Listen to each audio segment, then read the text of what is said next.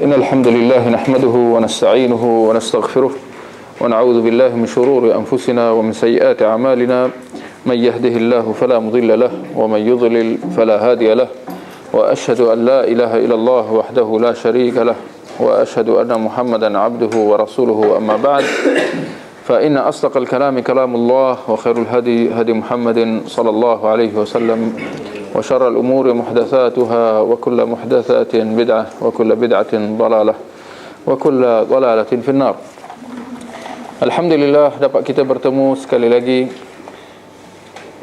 pada malam ini untuk kita teruskan pengajian kita dalam kitab Umdatul Ahkam karangan Al-Hafidh Al-Maqdisi rahimahullah. Dan insyaAllah pada malam ini kita akan teruskan ke dalam bab yang seterusnya, iaitu bab yang ke-15, ya, berkenaan tentang thama'ninah dalam rukuk dan sujud.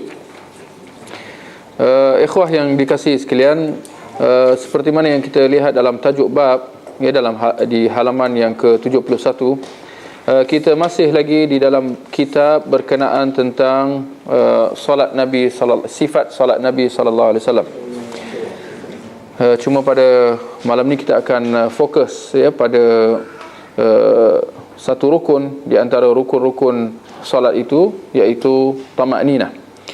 Baik, kita lihat tajuk bab yang ke-15, di mana penterjemah menyatakan bahawa keharusan thama'ninah dalam rukuk dan sujud.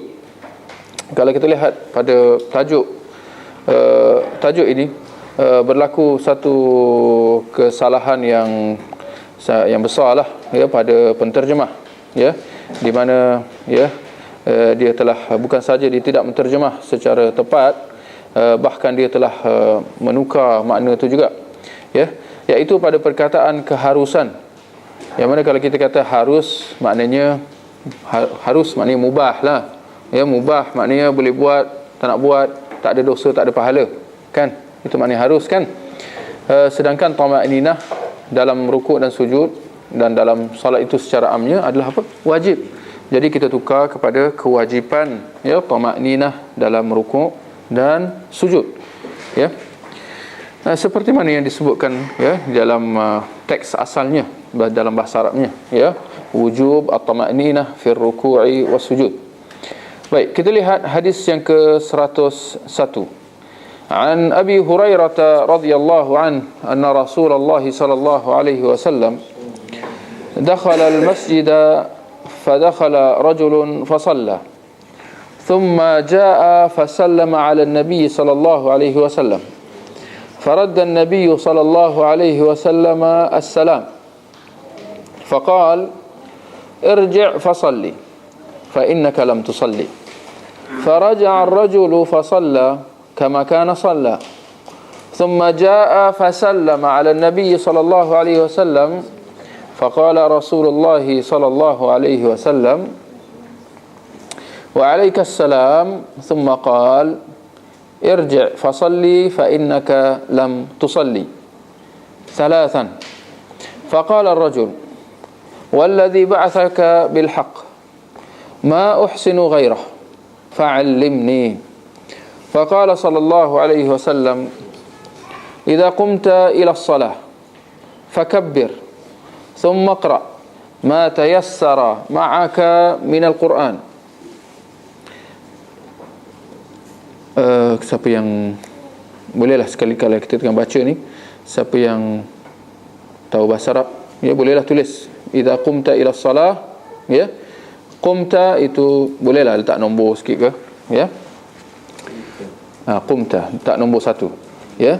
Fakabbir itu nombor 2. Thumma qra ma tayassara ma'aka min al-Quran. Thumma iqra tu nombor 3, ya.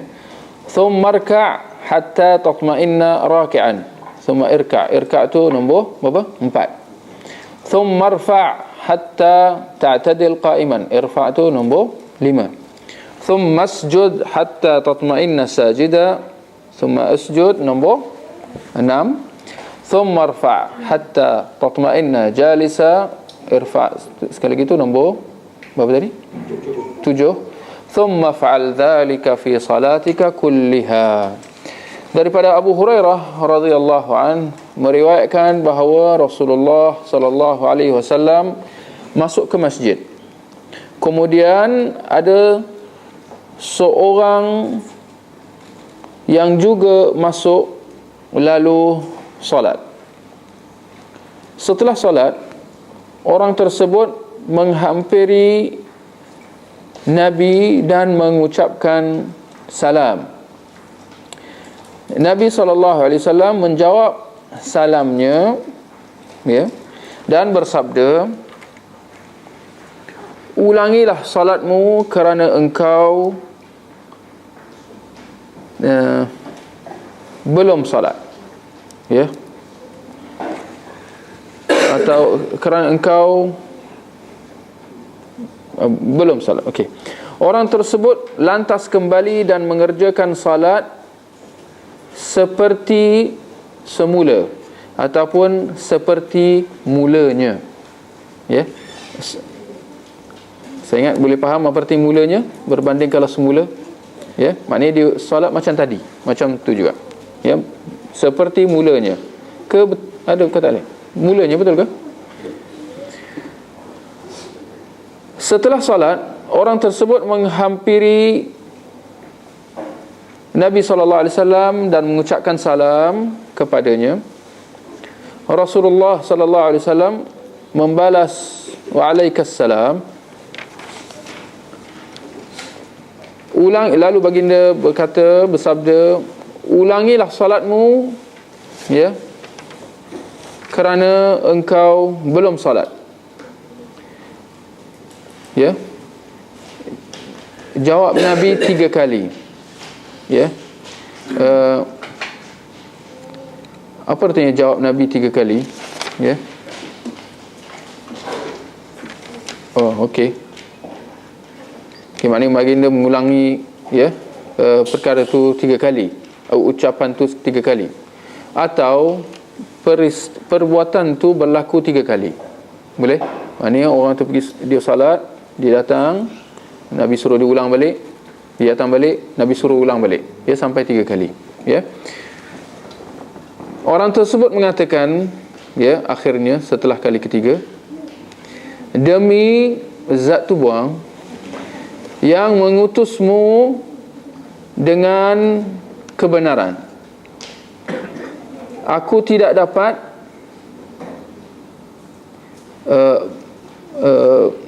betulkan sikit, aku tidak dapat melakukan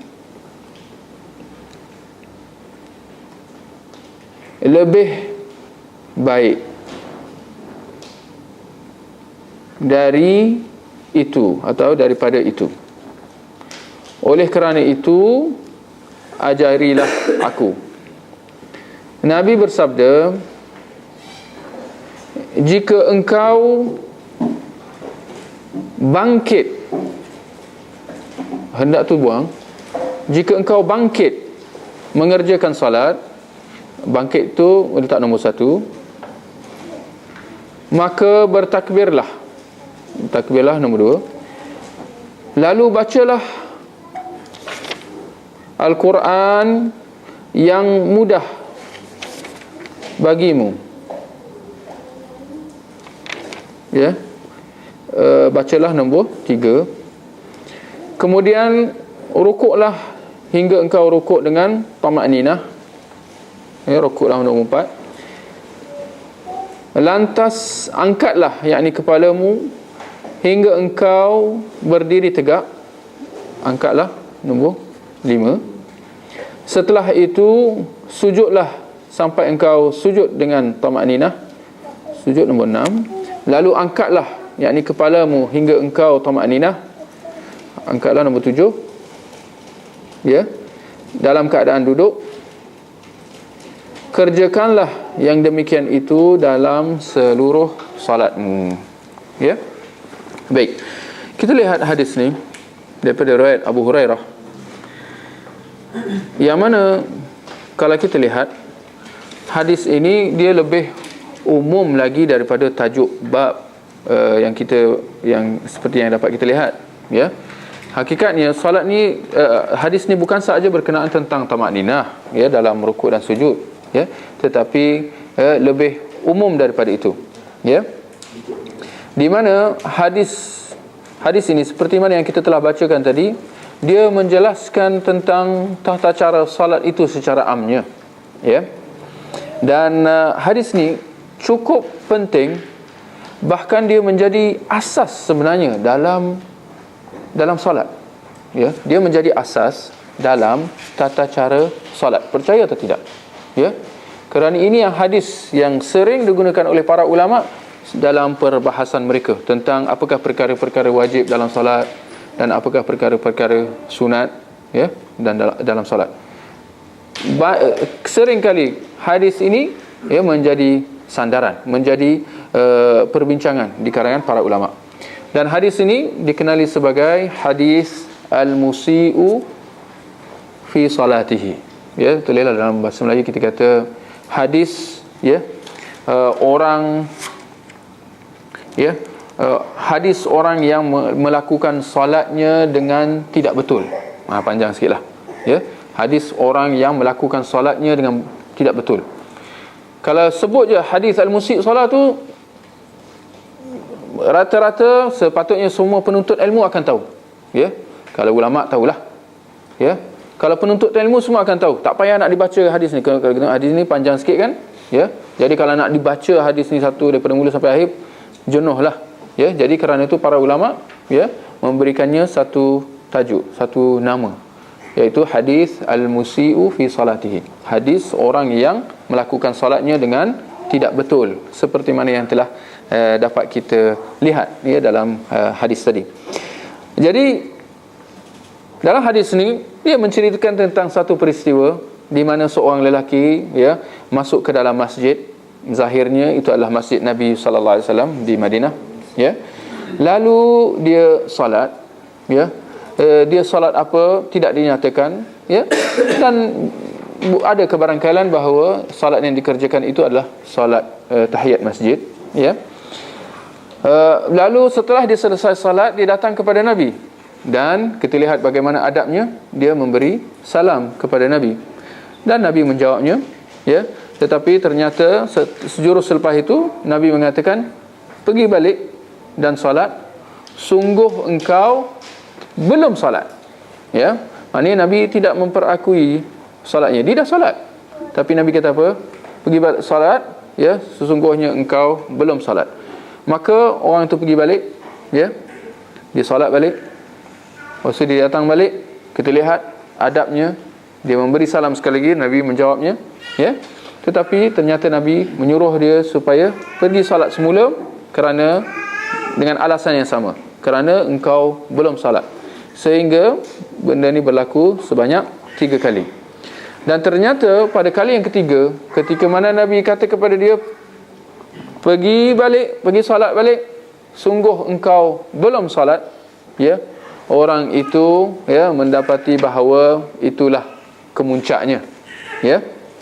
Maka ya dia mengatakan, demi yang mengutusmu dengan kebenaran ya, aku tidak dapat melakukan lebih baik daripada itu. Maknanya Waalaikumsalam. Mungkin dia boleh kita fahami bahawa dia dah faham dah ya. Bila Nabi suruh dia pergi solat balik, sedangkan dia dah solat, tapi Nabi kata pergi balik solat ya. Dia fahamlah maksud Nabi bahawa ada yang tak betul tu. Betul kan? Tapi dah sampai 3 kali Nabi pun masih lagi suruh dia, maka di situ dia, kita kata, dia surrender lah ya. Dia menyerah diri dan mengatakan ya, sungguhnya aku tidak dapat melakukan lebih baik daripada itu. Maknanya itu solat aku yang paling elok lah tu ya. Tetapi ternyata tak diterima juga oleh Nabi sallallahu alaihi wasallam ya. Maka kerana itu dia kata ya, ajarilah aku ya. Ini semua adab ya, dan yang dapat kita lihat. Maka seterusnya Nabi menjelaskan, jika engkau bangkit mengerjakan salat ya, maka bertakbirlah ya, yakni takbiratul ihram ya. Lalu bacalah al-Quran yang mudah bagimu ya. Maknanya di situ satu kenyataan yang umum. Bacalah apa-apa yang mudah bagi engkau ya. Maknanya tidak ditetapkan mana-mana surah, dan tidak ditetapkan juga berapa banyak yang perlu dibaca, ya. Nabi kata yang mana yang mudah, ya. Kemudian rukuklah, ya, hingga engkau rukuk dengan tamakninah. Maknanya sehingga ada tamakninah, apa kita kata, ya, sehingga engkau, ya, melakukannya dengan sempurna, ya, dengan tenang, ya, dengan bukan dengan secara tergesa-gesa, ya. Lantas angkatlah kepalamu, ya, hingga engkau berdiri tegak. Itu adalah i'tidal, ya, selepas rukuk. Setelah itu sujud sampai engkau sujud dengan tamakninah. Sujud pun begitu juga, ya, kena dengan cara sempurna, bukan dengan cara tergesa-gesa. Hendaklah dengan tenang, ya. Lalu angkatlah kepalamu hingga engkau tamakninah, iaitu, ya, duduk di antara dua sujud. Lalu Nabi kata, kerjakanlah yang demikian itu dalam seluruh salatmu. Maknanya dalam setiap rakaat, ya, buat macam tu, ya. Maknanya baca mana surah yang mudah, ya, rukuk dengan tamakninah, i'tidal, ya, sujud dengan cara tamakninah, ya. Lakukan itu semua dalam seluruh salatmu, dalam setiap rakaatmu, ya. Baik. Kalau kita lihat dalam hadis ini, seperti yang kita sebutkan tadi, dia menjadi asas di dalam perbincangan para ulama tentang solat itu, tentang apakah perkara-perkara yang wajib perlu dilakukan dan apakah perkara-perkara yang hanya sunat dilakukan dalam solat. Antara yang dibincangkan oleh para ulama berdasarkan hadis ini adalah tentang sejauh mana keperluan seorang yang ingin solat untuk dia membaca surah Al-Fatihah, ya. Sejauh mana keperluan seseorang yang solat perlu membaca Al-Fatihah. Maka kita ada dua pendapat, ya, di kalangan para ulama. Pendapat yang pertama iaitu daripada mazhab Hanafi, di mana mereka mengatakan bahawa, ya, tidak wajib membaca Al-Fatihah dalam salat, dan cukup untuk seorang itu membaca apa juga surah, ya, bahkan kalau satu ayat pun itu sudah memadai, ya, walaupun dalam keadaan dia tahu dan hafal surah Al-Fatihah tu, ya. Kenapa? Kerana Nabi mengatakan, dan bacalah daripada Al-Quran yang mana mudah bagi engkau, ya, bagimu. Jadi mereka berpegang dengan hadis ini, ya. Siapa? Mazhab Hanafi. Bahkan mereka berhujah dengan ayat Al-Quran, ya, di mana terdapat ayat dalam surah Al-Muzammil, ayat yang ke-20, yang menyokong pendapat mazhab mereka ini, iaitu firman Allah, faqra'u ma tayassara minal Quran. Maka bacalah, ya, mana-mana yang mudah daripada Al-Quran. Jadi ayat Al-Quran ini serta hadis di hadapan kita, ya, jelas menyokong, ya, pendapat mazhab Hanafi yang mengatakan bahawa, ya, tidak wajib membaca surah Al-Fatihah. Maknanya kalau baca boleh, kalau tak nak baca pun tidak mengapa, ya.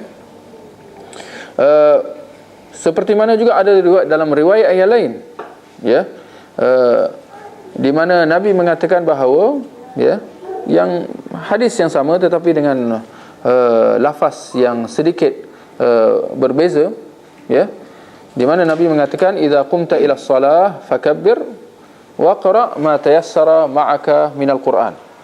Sekiranya engkau bangkit mengerjakan solat, ya, maka berdirilah, ya, dan bacalah daripada apa yang mudah untukmu daripada Al-Quran, ya. Baik, ini pendapat yang pertama. Kita juga ada pendapat yang kedua, ya, iaitu pendapat majoriti para ulama daripada kalangan mazhab Maliki, Syafi'i dan juga Hambali, di mana mereka mengatakan bahawa tidak sah salat seseorang tanpa membaca Al-Fatihah bagi sesiapa yang mampu membacanya. Maknanya di situ ada juga perincian di situlah. Tidak sah salat seseorang tanpa membaca Al-Fatihah bagi siapa yang mampu membacanya. Ini berdasarkan hadis Nabi sallallahu alaihi wasallam daripada riwayat Bukhari dan Muslim, di mana baginda mengatakan bahawa la salata liman lam yaqra bi Fatihatil Kitab. Tidak ada salat bagi sesiapa yang tidak membaca ibu Al-Quran, yakni surah Al-Fatihah. Jadi Nabi secara jelas menafikan salat itu. Tidak ada salat bagi sesiapa yang tidak membaca Al-Fatihah. Di mana yang dinafikan di sini adalah kesahihan salat itu, yakni tidak sah salat bagi sesiapa yang tidak membaca surah Al-Fatihah. Itu dalil jumhur, di mana kita melihat dalil mereka juga sangat kuat dan sangat jelas. Tetapi kita boleh kata pendalilan mereka tidak berhenti di situ. Mereka menjawab hujjah pendapat yang pertama, pendapat mazhab Hanafi tadi, di mana mereka mengatakan bahawa hadis Abu Hurairah yang kita bacakan tadi, terdapat jalan riwayat yang lain yang saling menjelaskan riwayat yang kita telah bacakan tadi, lafaz yang kita telah bacakan tadi. Di mana dalam riwayat yang lain yang sahih daripada riwayat Abu Dawud, Nabi SAW mengatakan bahawa idza tawajjahta ila al-qiblah fakabbir, sekiranya engkau sudah menghadap ke arah kiblat, maka bertakbirlah. Thumma qara bi ummil Quran, lalu bacalah dengan ibu Al-Quran, yakni Al-Fatihah. Wa ma sya'allahu an taqra, dan setelah itu bacalah apa-apa yang diizinkan oleh Allah untuk engkau membacanya. Maknanya di situ jelas diperincikan lagi, di mana dalam lafaz ini bagi hadis yang sama dengan sedikit perbezaan daripada lafaznya, Nabi mengatakan lalu bacalah daripada Ummul Quran, maknanya bacalah daripada Al-Fatihah, baru baca yang mana-mana yang mudah bagi engkau.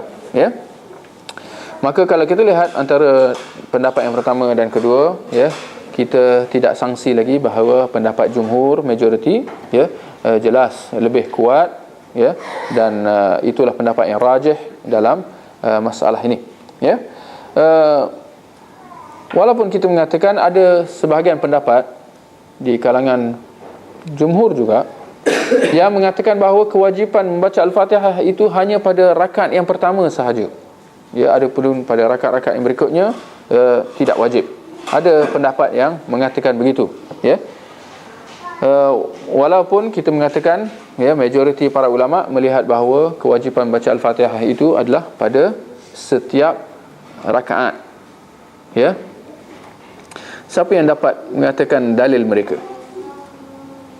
Dalil majoriti ulama daripada pendapat yang kedua, bahawa surah Al-Fatihah itu perlu dibaca pada setiap rakaat. Siapa yang dapat melihat, siapa yang dapat menyatakan dalil mereka? Dalam hadis yang kita dah baca, tak payah pergi jauh lah. Di mana petunjuk dalil dia? Barakallahu fiik. Jumlah yang terakhir itu. Dan kerjakanlah yang demikian itu dalam seluruh salatmu, maknanya dalam setiap rakaat salatmu. Baik, itu satu permasalahan. Kita ada masalah yang kedua yang menjadi perbincangan para ulama daripada hadis ini, tentang, jangan terkejut, tentang kewajipan tamak-ninah itu sendiri di dalam rukuk dan sujud secara khasnya. Apakah tamak-ninah itu wajib ataupun tidak? Kita mendapati bahawa pendapat yang pertama, iaitu pendapat Hanafi, mazhab Hanafi, mereka mengatakan tidak wajib. Berbeza dengan pendapat jumhur, mereka mengatakan tamak-ninah itu adalah wajib. Yang pertamanya adalah berdasarkan hadis di hadapan kita ni, Kalau tadi pendapat Hanafi dalam masalah surah Al-Fatihah, ini kita kadang-kadang mungkin kita merasa pelik sikit lah. Tapi nak kata macam mana, ini yang berlaku. Dalam masalah pertama tadi tentang surah Al-Fatihah, mazhab Hanafi mereka menggunakan dalil ni. Ya. Tapi kita mendapati bahawa dalam masalah yang kedua yang kita sedang sebutkan di sini, mereka seakan-akan tak nampak pula dalil itu, ya.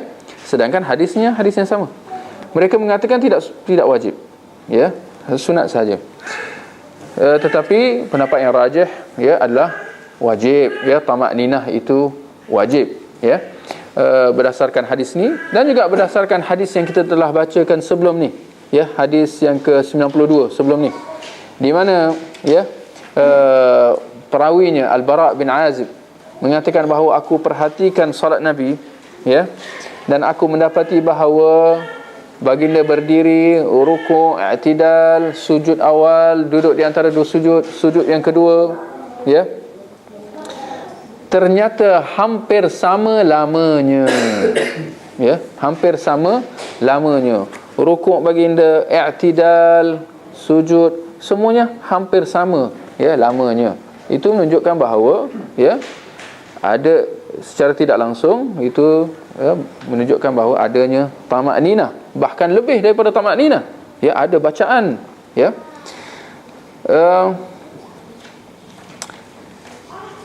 Begitu juga seperti mana dalam hadis yang ke-93 yang kita dah bacakan juga, ya, di mana Anas bin Malik, ya, mengatakan bahawa aku akan menunjukkan cara salat Nabi. Lalu perawi yang meriwayatkan daripada Anas bin Malik mengatakan bahawa aku mendapati Anas bin Malik melakukan sesuatu yang kamu yang lain ni tak buat. Apabila dia bangkit daripada rukuk, maknanya i'tidal, dia berdiri sehingga orang di belakang menyangka bahawa dia terlupa. Kan? Siapa ingat? Kita lupa dah. Hadis 93. Perawi kata semoga ada orang ingat Anas bin Malik dah lupa. Maknanya dia berdiri je masa i'tidal tu. Itu menunjukkan apa? Itu semua menunjukkan tamak-ninah, ya, dalam pergerakan solat itu, ya. Jadi secara jelas, ya, ini semua jelas menunjukkan bahawa kewajipan tamak-ninah tu, ya.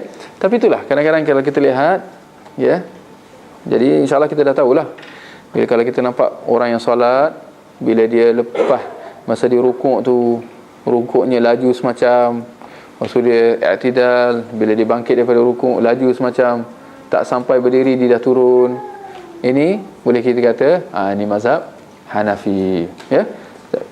Walaupun mazhab Hanafi ke apa ke, tapi itu jelas, ya, menyalahi pendapat yang rajih dalam masalah ini, ya.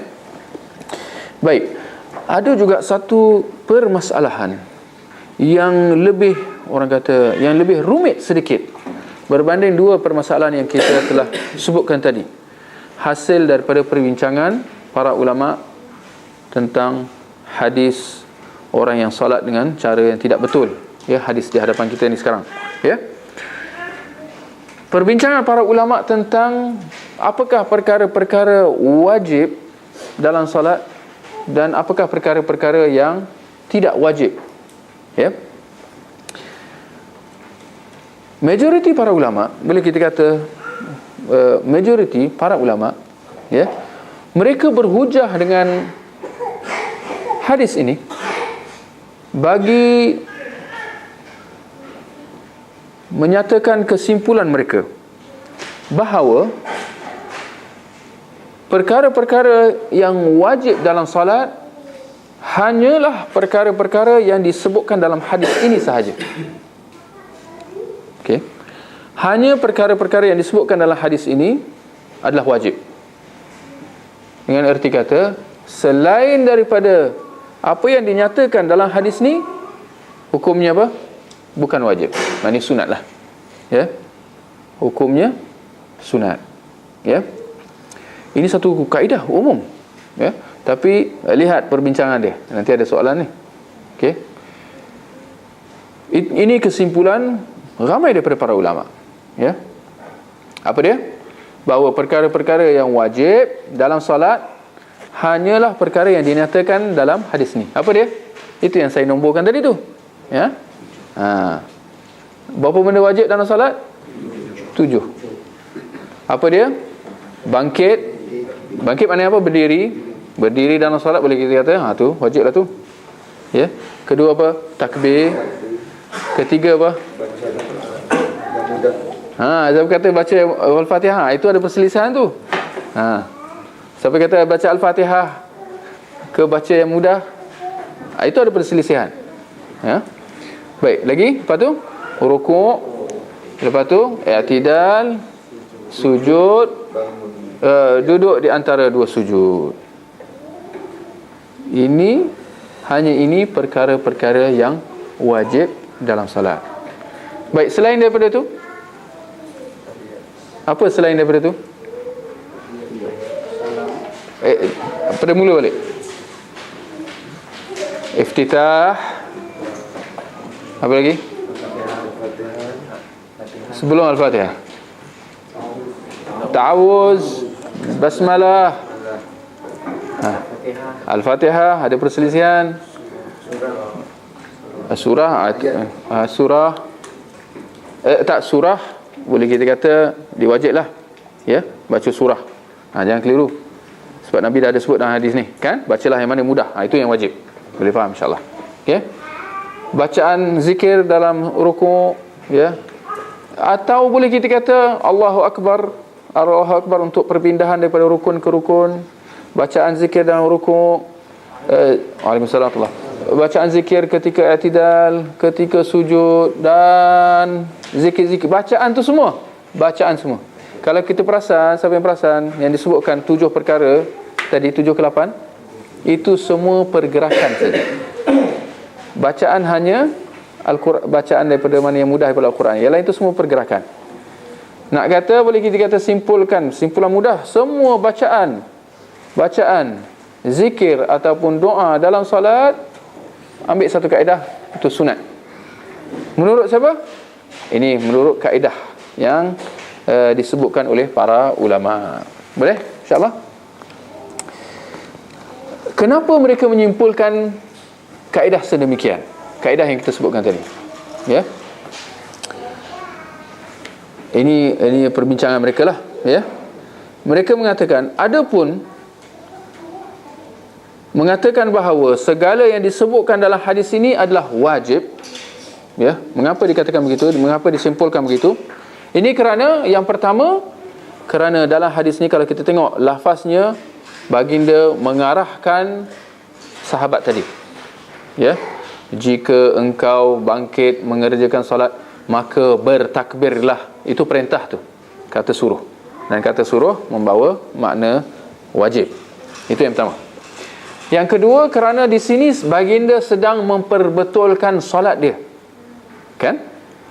Yang mana solat orang ni, ya, sahabat ni, ketika mula dia solat sehingga dia mengulang sebanyak 3 kali, betul ke tak betul? Tak betul. Ya. Jadi di sini baginda sedang memperbetulkannya, supaya daripada tak betul jadi betul. Daripada tak betul nak jadi betul, yang betul di sini adalah apa? Wajib. Dengan erti kata, kalau tak buat benda-benda ni, jadi apa? Jadilah tak betul, macam 3 kali kau ulang tadi.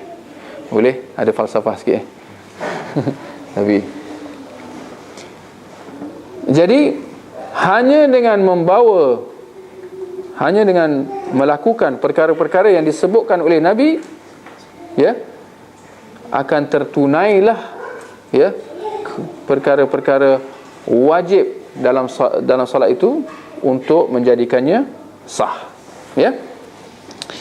Baik, itu daripada, ya, satu sudut. Ya.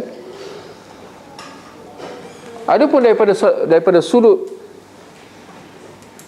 kesimpulan para ulama tadi, bahawa selain daripada apa yang dinyatakan dalam hadis ini adalah sunat. Kenapa mereka mengatakan begitu? Ya. Ini kerana mereka mengatakan bahawa Nabi SAW dalam hadis ni, ketika mana menjelaskan kepada sahabat yang salat dengan cara tidak betul tadi, ya, baginda sekarang sedang apa? Sedang mengajar sahabat tu kan. Dan sahabat tu memang dah terang-terang minta Nabi ajarkan, ya. Jadi Nabi sekarang sedang mengajarnya untuk memperbetulkan solatnya, ya. Masakan Nabi, ya, akan meninggalkan sesuatu yang perlu disampaikan, ya.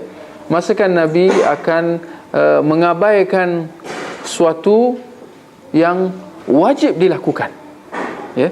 Kerana sahabat ni jelas tak tahu nak solat macam mana, sehingga Nabi kata pergi solat balik, kau tak solat tadi, kan? Dengan erti kata sahabat ini sangat-sangat perlu kepada penjelasan. Dia kena jelas dia perlu dijelaskan kepadanya secara terang dan jelas kerana dia tak tahu, ya. Jadi masakan Nabi akan menangguhkan sesuatu yang perlu disampaikan, ya. Ini apa? Ini satu kaedah para ulama, ya, bahawa Nabi sama sekali tidak akan melambatkan sesuatu ketika mana ia perlu dijelaskan, ya. Ta'khirul bayan an waqtil hajah. Ini satu ungkapan yang sering disebutkan oleh para ulama. Kita terjemahkan sebagai, ya, masakan Nabi tidak memberi penjelasan ketika mana perlu, ya. Nabi tanggungjawab dia apa? Menyampaikan. Ketika mana perlu, masakan Nabi akan berdiam diri. Masakan Nabi akan menangguhkan. Tak apalah, besoklah aku jelaskan. Seperti mungkin ramai daripada kita nampak sesuatu yang tak betul, kita pun jadi diam, astagfirullah je, ya. Ada kesalahan berlaku di depan kita, ya. Ada kecil ataupun besar, sama aja, salah, ya. Tapi ramai daripada kita, ya, mungkin tidak akan memperbetulkan kesalahan tu, sedangkan berlaku di hadapan dia, ya, ataupun dengan pengetahuan dia. Mungkin dia tak apa, tahan dulu, maslahat dakwah. Nanti orang cakap apa, oh nanti aku dituduh apa, nanti aku kena pukul, malulah, takutlah, nanti apalah. Tak apa, slow kita dakwah secara peringkat. Ini kata siapa? Kata kita. Nabi sama sekali tidak. Nabi, prinsip dia apa? Yang kita telah sebutkan tadi. Masakan Nabi tidak akan memberi penjelasan ketika mana perlu, ya. Maka kita mendapati bahawa Nabi tidak pernah menangguhkan penjelasan. Kalau sesuatu yang tidak benar berlaku di hadapannya, baginda akan menjelaskannya, ya, ketika itu juga. Kerana itu tanggungjawab baginda sallallahu alaihi wasallam. Maka masakan Nabi tidak akan menjelaskan kepada sahabat itu tentang sesuatu yang wajib dilakukan, ya, maka apabila Nabi tidak menjelaskannya, ini menunjukkan bahawa ia bukan wajib, ya. Seperti kaedah yang kita telah sebutkan tadi, bahawa segala yang wajib dalam salat adalah apa yang dijelaskan dalam hadis ini. Selain daripadanya adalah sunat. Baik, di sini soalan dia. Adakah kaedah ini benar? Boleh faham? Nampak macam terpinggir-pinggir aja. Apa kaedah para ulama tadi? Bahawa hadis sahabat yang solat dengan cara tidak betul, hadis ini menghimpunkan segala yang wajib dilakukan dalam solat. Manakala yang tidak disebutkan dalam hadis ini, hukumnya adalah sunat. Itu kaedahnya. Boleh? Sejauh mana benar kaedah yang ditetapkan oleh para ulama ni? Benar atau tidak? Kita dah dengar dia punya argument tadi, kan? Kenapa mereka meletakkan kaedah macam tu? Ya, kita dah dengar dah argument dia. Dan boleh diterima tak argument dia? Boleh, kan? Jelas. Ya, itu bukan falsafah ilmu kalam ke apa, tak, itu jelas satu berdasarkan kaedah-kaedah yang cukup asas, ya. Baik, jadi benar atau tidak kaedah tu? Ya. Nampak gaya macam tak benar, kan? Ya, kalau tidak takkan ditanya, kan? Ya. Kalau kita amati, kalau kita perhalusi, kita akan mendapati bahawa ada perincian, ya. kaedah yang ditetapkan oleh para ulama itu secara prinsipnya betul, bahawa perkara-perkara yang wajib dalam solat adalah apa yang dijelaskan di sini. Tetapi kaedah yang berikutnya itu, di situ yang ada perincian, bahawa selain daripada apa yang disebutkan dalam hadis ni bukan wajib. Di sini kita kata ada perincian, ya. Kita katakan selain daripada apa yang ataupun perkara selain daripada apa yang tidak disebutkan dalam hadis ini, ya, ia tidak semestinya bererti tidak wajib, ya. Bahkan ada perkara-perkara yang tidak disebutkan dalam hadis ini yang mana hukumnya adalah wajib. Bahkan kalau kita perhalusi, ia menjadi satu yang cukup jelas kewajipannya, bahkan disepakati oleh para ulama. Membuatkan kita timbul tanda tanya lah, kenapa para ulama sehingga meletakkan kaedah seperti itu, bahawa selain daripada apa yang dinyatakan dalam hadis, yang tidak dinyatakan dalam hadis ni adalah sunat. Kita pun, kalau kita lihat, kadang-kadang kita pun muskil juga kenapa jadi begitu. Baik, apakah selain daripada yang tidak dinyatakan dalam hadis ni yang hukumnya adalah wajib, rukun dalam salat? Tadi ada yang sebut tadi, tahiyat. Mana tahiyat dalam hadis ni? Dah lupa dah. Mana tasyahud? Mana salawat? Dan mana salam? Tidak dinyatakan dalam hadis ni. Sedangkan perkara-perkara ini semua adalah wajib, ya. Ini yang kita kata ada perincian, ya. Maka kalau begitu, bagaimana kita nak jawab hadis ni? Mungkin ada yang bertanya, kalau begitu, kalau dia wajib juga, kenapa Nabi tidak menjelaskannya? Kita kata, apa pun kewajipan, kenapa Nabi tidak menjelaskan itu, kita tak ada ketika itu. Jadi kita nak kata macam mana pun tak tahu, kan? Kita kata, bagi kita, kewajipan kita adalah apa? Hendaklah kita menghimpunkan semua hadis-hadis yang berkaitan, kerana hadis saling menjelaskan antara satu sama lain, ya. Maka sama sekali kita tidak boleh mengambil satu hadis lalu kita mengetepikan hadis-hadis yang lain. Yang mana kalau kita lihat hadis-hadis yang lain, ya, antaranya hadis yang kita bacakan tadi, Nabi kata apa? La salata liman lam yaqra' bi Fatihatil kitab. Tidak ada salat bagi siapa yang tak baca Al-Fatihah. Sedangkan dalam hadis ni, mengikut lafaz ni, tidak disebut Al-Fatihah. Jadi adakah kita nak kata kita tolak juga hadis tu dengan mengatakan bahawa Al-Fatihah tidak wajib seperti mana mazhab Hanafi? Kita kata itu bukan cara, bukan satu metod yang konklusif, yang menyeluruh, yang tepat, ya. Maka tepatnya kita apa? Kita melihat ke semua hadis-hadis yang berkaitan, maka yang mana yang menunjukkan wajib, kita anggaplah, alhamdulillah, kita anggaplah bahawa hadis itu menjelaskan hadis ini dengan lanjut. Itu kesimpulan kita, ya, bagi kaedah yang telah ditetapkan oleh para ulama tadi, ya. Baik, saya ingat dalam saya itu je lah perbincangan kita untuk pada malam ni, ya. Bab ni pun ada satu hadis saja. Ada satu permasalahan yang berkait rapat tentang bab yang sebelum ni kita telah yang kita telah bacakan, ya, yang mana saya ingin sebutkan pada minggu lepas tapi tak sempat, berkenaan tentang pergerakan dalam solat.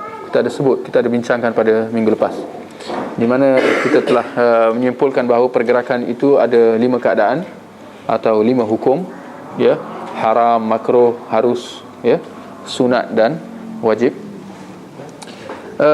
Kalau kita lihat, termasuk juga dalam solat perkara yang dilarang dalam solat atau pergerakan yang ditegah dalam solat adalah perbuatan menghimpunkan pakaian dan rambut. Ya, menghimpunkan pakaian dan rambut. Mungkin sekali dengar kita mungkin agak pelik, ya. Masakan tidak, kerana perkara ini jarang dibincangkan, ya. Dan di kalangan mereka yang membincangkan juga ada kekeliruan yang timbul di kalangan mereka. Permasalahan apa? Larangan menghimpunkan rambut dan pakaian, ya. Bolehlah kita anggap hadis ini dia lebih kepada khas buat kaum lelaki secara khasnya, ya. Tegahan ini khas buat kaum lelaki. Di dalam sebuah hadis yang sahih daripada riwayat Bukhari dan Muslim, ya, Nabi SAW mengatakan bahawa umirtu an asjuda ala sab'ati a'dhum wala akuffa thawban wala sya'ra. Aku diperintahkan untuk sujud di atas 7 tulang atau 7 anggota dan tidak menghimpunkan pakaian mahupun rambut. Nabi kata apa? Aku diperintahkan untuk sujud atas 7 anggota dan tidak menghimpun. Dan aku diperintahkan untuk tidak menghimpunkan pakaian mahupun rambut. Baik, apakah yang dimaksudkan dengan tegahan di sini? Larangan menghimpunkan pakaian dan rambut ni. Di sini kita kena lihat dan kita kena ambil maklum lah, ya. Ketika solat, ya, kita ditegah, kaum lelaki lah secara khasnya, ditegah daripada menghimpunkan rambut mereka. Apa artinya? Sekiranya rambutnya panjang, ya. Di sini pun ada perincian lah tentang apa hukum rambut panjang, ya. Tetapi nak pendekkan perbincangannya, adat kaum Arab dahulu adalah mereka panjangkan rambut tu, ya. Seperti mana mereka memelihara janggut mereka, rambut pun mereka pelihara, ya. Bahkan di antara adat orang Arab dahulu yang turut dilakukan oleh Nabi SAW adalah mereka mengikat rambut mereka, ya. Kalau kita zaman sekarang dipanggil rambut plaits, apa? Tocang kan? Yang dipusing lilit kan? Saya bila kata tocang saya terbayang ke atas, ya. Betul. Tadi tak semestinya dia boleh jadi kat tepi, ya. Dandan, ya. Dandan dia, ya, dia pusing, dia mengayam ke apa ke nak panggil dia. Ha? Afrika pula. Alamak. Jawab lagi ni.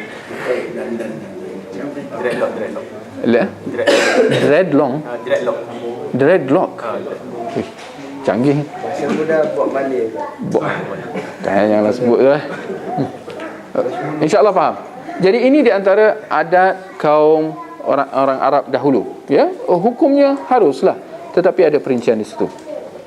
Dilarang daripada mengikat rambut itu, ya, ataupun mengikat pakaian ataupun menghimpunkan pakaian. Itu lebih tepat.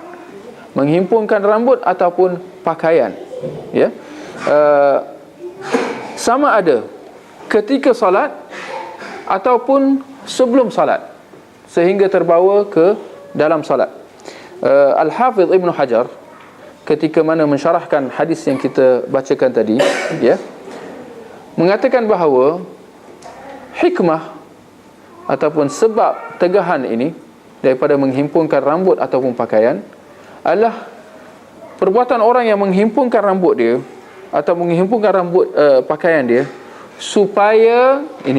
supaya tidak terkena pada tanah ataupun lantai, lebih hampir kepada sifat orang takabur.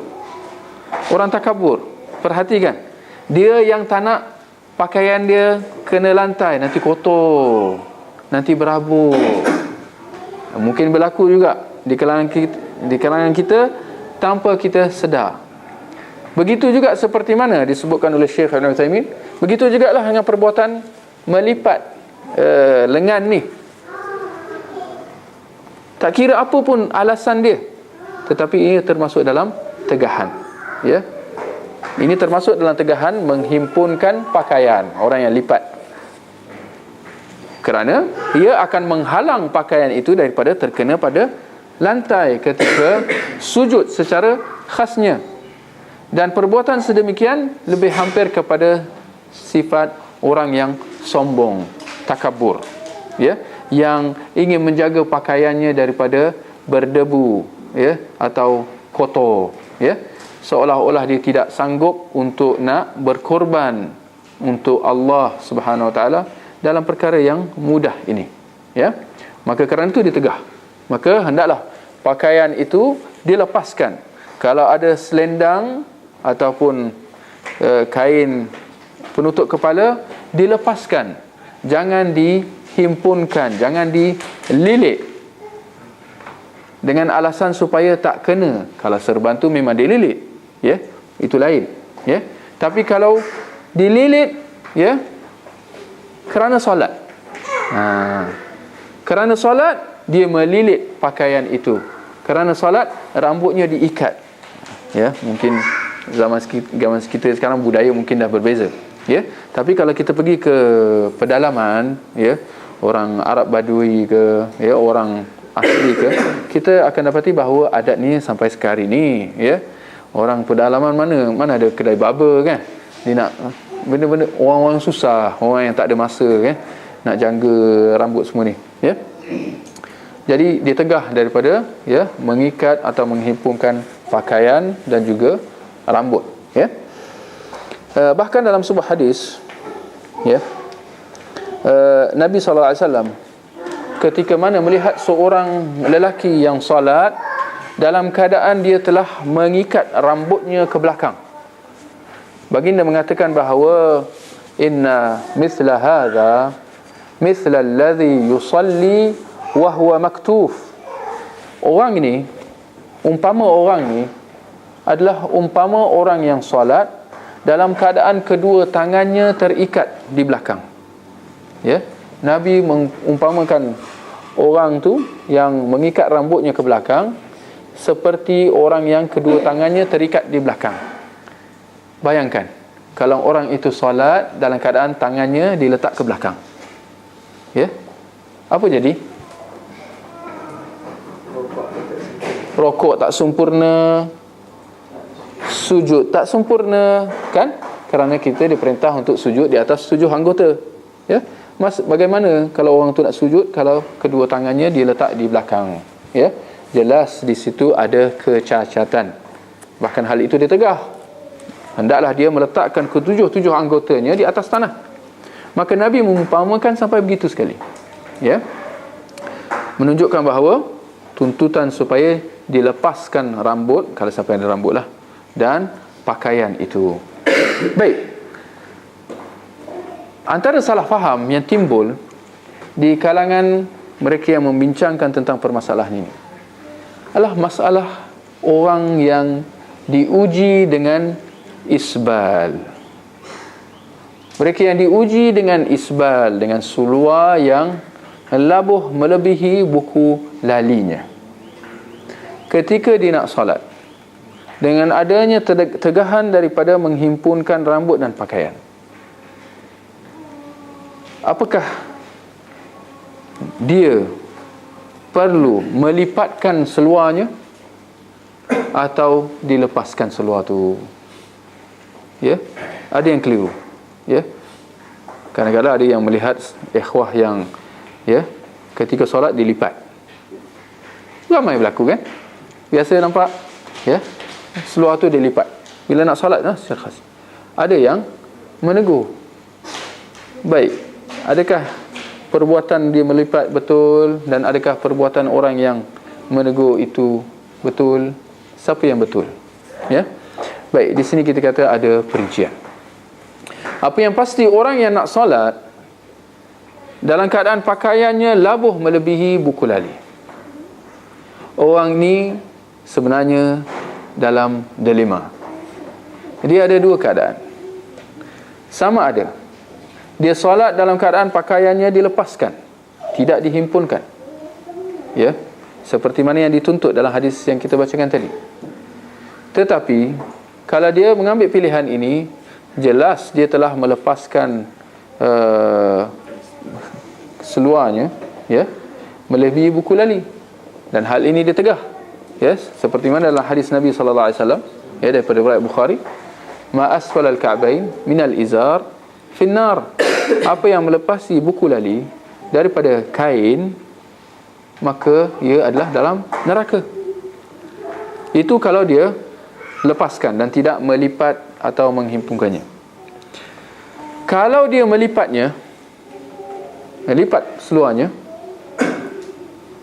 dia akan terselamat daripada tegahan isbal tadi, larangan isbal, di mana Nabi kata siapa yang lebih buku lali apa? Dalam neraka. Jadi isbal tu hukumnya apa? Haram. Maka dia akan terselamat daripada isbal yang hukumnya haram itu, kalau dia lipat dan menghimpunkan seluarnya di atas buku lalinya. Tetapi itulah dia jadi dilema, kerana kalau dilipat, dia termasuk dalam tegahan hadis yang kita sebutkan tadi daripada riwayat Bukhari dan Muslim, di mana ada tegahan daripada menghimpunkan rambut dan pakaian. Baik, apa jalan penyelesaiannya? Apa yang perlu dilakukannya? Mudarat paling sikit. Mudarat paling sikit. Apa dia? Dalam masa keadaan itu lah. Ayalah. Angkat. Ya. Jadi kalau diangkat salah, kalau dilepas pun salah.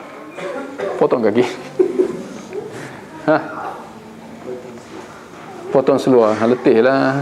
Ini tak ada kedai jahit kat sini. Ketika tu juga. Ada jawapan? Ayuhal fuqaha, macam mana nak selesaikan kad terbang? Seluar pun tak selesai. Seluar yang ditegur oleh Rasulullah. Tadi dah angkat seluar kan. Rasulullah tegur dia. Rasulullah mengatakan dia tidak Abu Bakar. Itu perincian dalam masalah isbal, tapi insya-Allah itu dalil orang yang mengatakan bahawa isbal boleh, ya, selama mana tak ada riak. Ini masalah lain dah, ya. InsyaAllah dalam masalah isbal kita jelas bahawa hukumnya adalah haram, ditegah, sama ada dengan niat takabur ataupun tidak. Kerana kalau kita lihat orang yang isbal, memang dia two in one. Dia isbal dan dia takabur, sama ada dia sedar ataupun tidak, walaupun dia kata aku tak takabur, ya. Boleh insyaAllah. Seperti orang yang tak salat tetapi kata aku beriman. Tak salat adalah sifat orang yang tak beriman. Begitu jugalah isbal adalah sifat orang yang takabur. Dia tak boleh dipisahkan, ya. Siapa yang nak pisahkan, dia keliru, dia tak faham, ya. Baik, itu masalah lain. Jadi baik, kembali kepada dilema tadi, ya. Ada jawapan? Saya nak minta supaya fikir sikit. Otak ni perlu digerakkan. Kalau semua sogok, ya. Digulung, kenapa?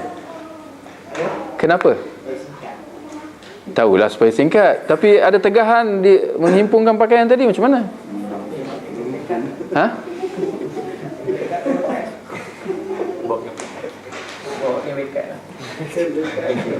Lari daripada mulut harimau masuk mulut buaya. Buat bid'ah yang lain pula. Lepas kan? Ya, lepas. Sebab larangan tu khusus untuk waktu solat. Larangan tu khusus buat salat. Berbanding isbal lebih umum. Ya. Jadi lipatlah. Barakallahu fiik. Hadza faqih. Apabila kita berdepan dengan dua pilihan, hendaklah sentiasa pilihan kita apa? Memilih antara dua mudarat yang ringan. Itu satu kaedah, ya. Irtikab akhafud dararain. Memilih antara dua mudarat yang lebih ringan, ya. Memilih antara dua mudarat yang lebih ringan. Jadi kalau kita lihat antara mudarat isbal dengan mudarat lipat, Yang mana lebih ringan? Isbal hukumnya haram, melipat hukumnya makruh. Nampak? Ini perincian dia. Isbal hukumnya makruh, ya. Seperti mana yang disebutkan oleh melipat pakaian ataupun rambut hukumnya makruh, ya. Itu perincian. Maka kalau kita melihat antara haram dan makruh, yang mana lebih ringan mudaratnya? Iaitu dengan melakukan benda yang makruh itu, iaitu dengan kita melipat pakaian kita, melipat seluar kita supaya terselamat daripada isbal, walaupun kita jatuh dalam tegahan menghimpunkan pakaian. Lipatlah, itu saya ingat itu lebih mudah, ya. Melipat sarung tu itu tak ada masalah, ya. Kerana melipat sarung tu bukan tujuan dia supaya tak terkena lantai daripada berdebu. Itu wajib.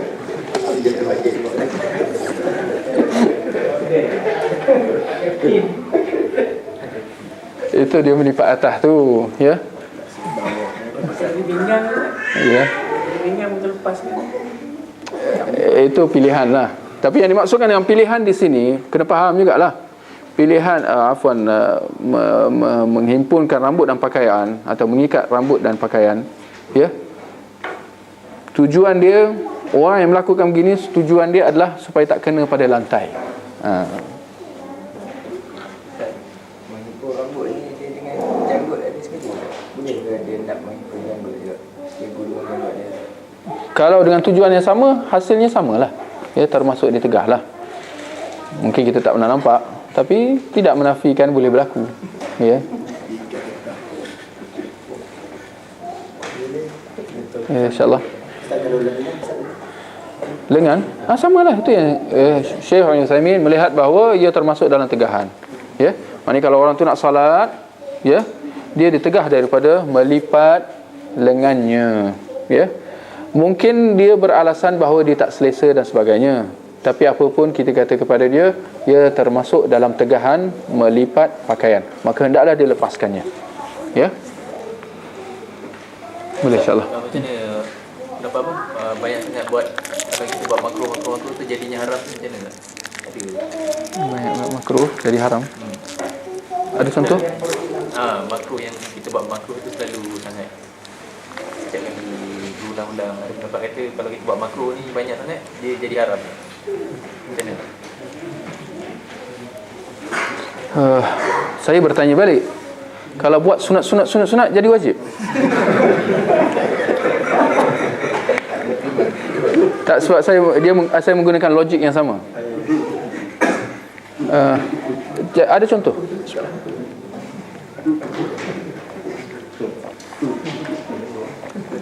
Saya rasa itu satu ungkapan tu, ayat tu keliru. Ia maksudkan dosa kecil. Dosa kecil kalau dilakukan berulang-ulang, dia boleh jadi dosa besar. Itu betul. Tapi jangan difahami dosa kecil itu dengan makruh. Tak, dosa apa hukumnya? Haram. Kecil atau besar hukumnya haram. Jadi saya ingat di situ ada kekeliruan. Yang dimaksudkan adalah dosa kecil yang dilakukan secara berulangan. Ya, ada kebarangkalian, ada kemungkinan dia akan bertukar menjadi dosa besar, walaupun dia asalnya dosa kecil, ya. Tapi kerana dia mengambil sikap sambil lewa, mengambil mudah, ya. Bahkan dia boleh kata, boleh jadi alah ni dosa kecil je, maka dia melakukan secara berterusan. Di sini kita kata bagi orang ni perbuatan ini adalah dosa besar, ya. Bukan masalah makruh dan haram, itu lain, ya, yang keliru. Baik, ada pertanyaan sebelum kita mengakhiri kuliah kita? Dan mengenai hadis yang berhubung rambut dia, ada hadis yang menyebut solat bila menghimpunkan rambut tu, umpama letak tangan kat belakang. Bagaimana hukum dia jatuh makruh? Sebab letak tangan kat belakang ketika solat tu macam tak lengkap pada solat. Ya, barakallahu fiik. Ini kerana para ulama apabila ini perbincangan mereka, ya, apabila nak menyatakan tentang sesuatu yang wajib dan sunat, ya, atau makruh dan haram, ya, tidak dinafikan sering berlaku perbezaan pendapat, ya, antara kalangan para ulama ketika mana nak membezakan antara dua ni, antara wajib dan sunat, ataupun antara haram, ya, dan makruh, ya. Apa pun, ya, mengapa para ulama mengatakan bahawa menghimpunkan rambut ataupun pakaian, ya, di dalam solat hukumnya adalah makruh, ya. Ini kerana mereka mendapati bahawa untuk nak mengatakan bahawa hukumnya haram, ya, sehingga terbatal solat, mereka merasakan bahawa itu adalah, dia memerlukan dalil sokongan, dalil tambahan, ya. Kerana kalau kita lihat hadis yang kita bacakan tadi, asal tadi tu, ya, di mana Nabi kata, aku diperintahkan untuk sujud di atas 7 anggota dan tidak menghimpunkan pakaian maupun rambut, ya. Di situ ada orang kata ada di situ ada perbincangan lah, ya, sejauh mana perintah itu, adakah perintah itu sampai wajib atau hanya sunat. Jangan kita lupa, bila kita kata perintah, ya, kadang-kala sunat juga adalah satu perintah, ya. Sunat, perkara-perkara sunat, adakah ia tegahan ataupun perintah? Perintah. Tapi di sini perbincangan, perintah ini sampai jadi wajib atau hanya sunat. Di sini perbincangan dia. Tetapi apapun kita kata, para ulama menyimpulkan bahawa, ya, kalau menghimpunkan pakaian ataupun rambut, dia adalah makruh, tak sampai haram, ya, dan terbatal salat. Kerana tidak ada dalil sokongan yang yang menunjukkan sebegitu, ya. Adapun tentang dalil yang digunakan tadi, bahawa Nabi mengumpamakan, ya, orang yang salat dengan tangannya terikat, ya, pun kita melihat bahawa, ya, dalil itu adalah tashbih, adalah satu perumpamaan, ya. Tetapi tidak semestinya perumpamaan itu membawa maksud segala yang diumpamakan. Kita buat kesimpulan tadi bahawa Nabi mengumpamakan orang yang menghimpunkan rambut seperti orang yang diikat tangannya di belakang. Kalau kita nak buat kesimpulan bahawa ini menunjukkan bahawa mengikat rambut adalah haram, kerana kalau orang tu salat dengan meletakkan tangannya di belakang, salatnya terbatal, kan? Kerana sujudnya tak sempurna. Kita kata jangan terburu-buru membuat kesimpulan seperti itu, kerana Nabi membuat perbandingan, ya. Dan perbandingan ini tak semestinya membawa semua maksud yang dibandingkan itu. Boleh, insyaAllah. Seperti kalau kita kata Ali seperti harimau, itu satu perbandingan, tashbih. Tapi adakah kita nak terbayang bahawa Ali ni berambut, bunyi dia, kaki? Tidak. Dia tidak semestinya mengambil semua hukum pada harimau itu. Maka begitulah dengan perbandingan orang yang salat dengan keadaan tangannya terikat ke belakang, ya. Apa yang dapat kita fahami adalah solatnya tak sempurna, ya. Ustaz, nasihat Ustaz peristiwa kehilangan pesawat MH370 dengan ramai yang menyebar idea-idea rekaman spekulasi di media sosial, dan nasihat Ustaz juga ada juga pihak menjemput bomo-bomo untuk menyelesaikan pesawat yang hilang. Saya pun kadang-kadang kita pun jenuh juga nak bercakap, ya, sebab semua dah bercakap, ya. Jadi kita khawatir kalau kita juga cakap, kita pun 2 kali 5, ya. Tapi mengenangkan dia pun dah kata nasihat, jadi kita katakan nasihat buat kita semua ketika mana kita berdepan dengan peristiwa yang, ya, agak yang besar ni yang berlaku pada negara kita, kehilangan kapal terbang ni, ya. Apapun kita kata, sebagai seorang yang beriman, ya, hendaklah kita sentiasa mengambil nasihat seperti mana yang disarankan di dalam Al-Quran, ya.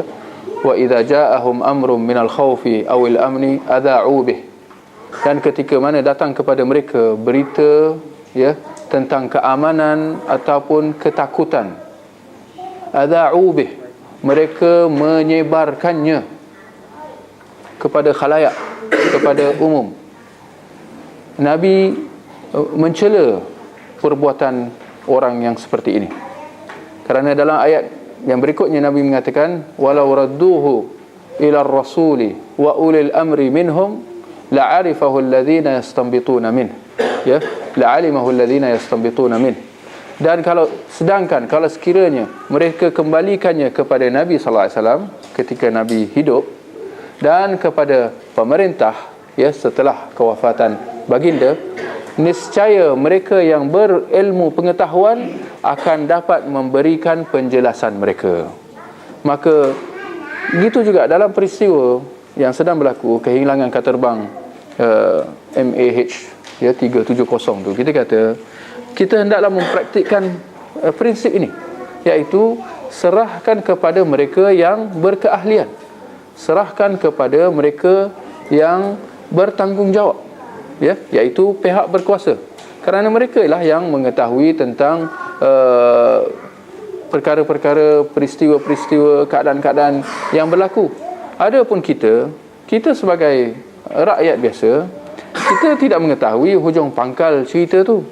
Adapun kalau kita nak memberi komen, kita nak memberi huraian, akhirnya kalau kita amati huraian yang kita nak berikan itu, ia tidak lebih daripada hearsay. Apa artinya hearsay? Satu yang ditegah juga dalam agama, iaitu qila wa qal. Aku dengar si fulan berkata, dan aku dengar si fulan itu berkata. Kita mendengar daripada pihak ketiga, orang yang tidak ada kena mengena, Jadi tentulah ini bukan cara untuk kita nak mendapatkan berita itu dengan cara tepat, Kerana kalau kita nak mengetahui tentang kebenaran sesuatu, kita hendaklah kembali kepada sumber berita itu, dan bukan daripada pihak ketiga, pihak lain yang tidak berkaitan. Kerana kalau kita hanya bersandarkan kepada pihak ketiga, orang yang juga tak nampak, tak dengar, tak lihat, akhirnya ia tidak lebih daripada sangkaan semata-mata. Sedangkan kalau kita kembali kepada Al-Quran, kita ditegah daripada melakukan sesuatu berbicara atas sangkaan. Seperti mana dalam firman Allah, iyattabi'una illa dhann, sesungguhnya apa yang mereka ikuti itu hanyalah sangkaan semata-mata. Dalam ayat lain Allah kata, wa inna dhanna la yughni minal haqqi syai'a, sesungguhnya sangkaan itu tidak ada nilainya daripada sudut kebenaran apa-apa, tidak ada nilainya sama sekali, sangkaan semata-mata. Maka akhirnya kita kata, serahkan saja kepada pihak bertanggungjawab, pihak berkuasa. Dan bagi kita apa yang kita boleh kata, kita doakan yang terbaik, kita minta supaya musibah ini dia berkesudahan dengan cara yang baik, dan kita minta perlindungan daripada Allah daripada apa juga malapetaka, daripada apa juga musibah yang tidak baik kepada kita. Jadi akhirnya hendaklah kita bersabar, jangan terburu-buru, kerana akhirnya siapa yang terburu-buru akan buruklah padanya. Dan dalam masa yang sama juga boleh kita ingatkan, ketika mana kita nak menyelesaikan satu masalah, satu musibah, hendaklah sentiasa kita beringat bahawa apa juga cara ikhtiar yang kita lakukan, hendaklah sentiasa cara ikhtiar kita itu menepati syarak. Hendaklah dia sentiasa syariah compliance, menepati kehendak syarak. Sama sekali matlamat tidak menghalalkan cara. Memang kita tak nafikan tujuan adalah baik, untuk nak mengenal pasti kebenaran, mengenal pasti apa sebenarnya yang berlaku kepada kapal terbang tu. Tujuannya baik, untuk nak menyelamatkan mangsa dalam kapal terbang tu. Tujuannya baik. Tetapi sama sekali tujuan yang baik ini tidak menghalalkan cara apa juga cara kita nak lakukan. Contoh seperti mana yang dalam pertanyaan tadi, dia nak menggunakan khidmat bomoh, nak menggunakan khidmat dukun dan sebagainya. Kita kata ini kita kena berhati-hati, ya. Kerana apa yang pasti, menggunakan khidmat bomoh, pawang, tukang tilik, ya, mereka yang menggunakan kuasa syaitan untuk membantu mendapatkan apa yang mereka inginkan, ya, itu jelas satu yang ditegah, ya. Itu jelas menggunakan khidmat bantuan syaitan yang akan membawa kepada kekufuran dan kesyirikan. Jadi kita kena berhati-hati. Dia khawatiri akhirnya tanpa kita sedar, kerana kita tersalah langkah, kita terjerumus ke dalam lembah syirik dan kufur, ya, tanpa kita sedar. Ya, akhirnya kita kata wa qala rabbukum ud'uni astajib lakum. Kita tidak ada cara lain nanti selain daripada kita sebagai rakyat biasa, kita tidak ada cara lain kecuali dengan hanya kita berdoa dan berserah diri kepada Allah Subhanahu wa taala semata-mata, ya. Wallahu a'lam. Saya ingat cukup sekadar itu. Kita akhiri dengan tasbih kafarah. Subhanakallahumma wa bihamdik, asyhadu an la ilaha illa ant, astaghfiruka wa atubu ilaik.